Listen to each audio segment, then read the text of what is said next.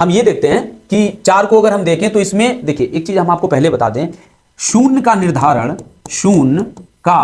निर्धारण दो संख्याओं के गुणनफल से होता है, ये आप अच्छी तरह से जानते होंगे, 2 और 5।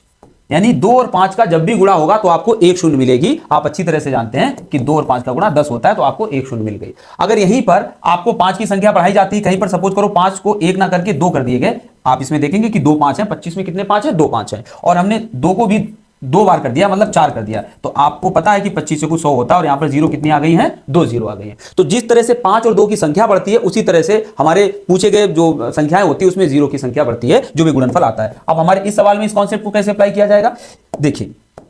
यहां पर अगर हम 4 को देखें तो 4 को लिख सकते हैं 2 की पावर 2 और की पावर 6 गुणे 15 में क्या है 5 है, और गुणे 3 है, की पावर कितना है 10 है। ठीक है, चलिए यहां पर देखते हैं, 2 की घात 6 दूनी 12, अगर हम घातांक के नियम लगाएं तो यहां पर क्या हो जाएगा 6 दूनी 12 गुणे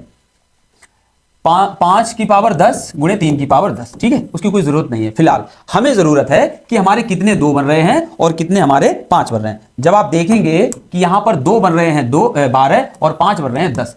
तो यहां पर शून्य की संख्या आप 12 नहीं कर सकते हो, क्योंकि यहां पर 2 एक्स्ट्रा है। मतलब अगर 2 की बात करें तो ये कितने एक्स्ट्रा हैं, 10 तो हैं, साथ में ये 2 और हैं, इनकी जरूरत नहीं है, क्योंकि हम गुणा अल्टीमेटली कितने का करा पाएंगे, मात्र 5 की घात 10 है, तो 5 की घात 10 ही बार हम, मतलब 5 को 10 ही बार गुणा करा सकते हैं। किसके साथ करा सकते हैं, 2 के साथ। तो टोटल जो 0 बन के आएगी, जब आपको हमने पहले बता दिया था कि अगर आप एक बार गुणा करते हो तो आपको 1 0 मिलती है, 2 बार करोगे तो आपको 2 0 मिलेंगी, तो अगर आप 10 बार गुणा करोगे तो आपको अल्टीमेटली पूरे गुणनफल में जो शून्य की संख्या मिलने वाली है वो कितनी मिलेगी, 10 मिलेगी। ठीक है, अब यहां पर आपको एक पॉइंट बता दें कि जो सबसे कम होता है 2 या 5 में, जिसकी संख्या कम होती है वही 0 को डिसाइड करता है। 2 अगर 10 बार आ जाए, 5 मात्र 2 ही बार आए किसी गुणनफल में, तो आप समझ जाइए कि 0 मात्र कितने आएंगे, 2 ही आएंगे, क्योंकि 5 2 ही बार है, और ज्यादातर 5 ही कम बार आता है, 2 तो ऑलरेडी सभी सम संख्याओं में भी होता है, तो ये ज्यादा ही हो जाता है। ठीक है, तो यहां से आपको एक बात क्लियर हो गई है कि 5 और 2 का मल्टीप्लाई देखते हैं कितनी बार आता है, उतनी हमारी 0 होती है। यहां पर आंसर हो जाएगा पहला। ठीक है, चलिए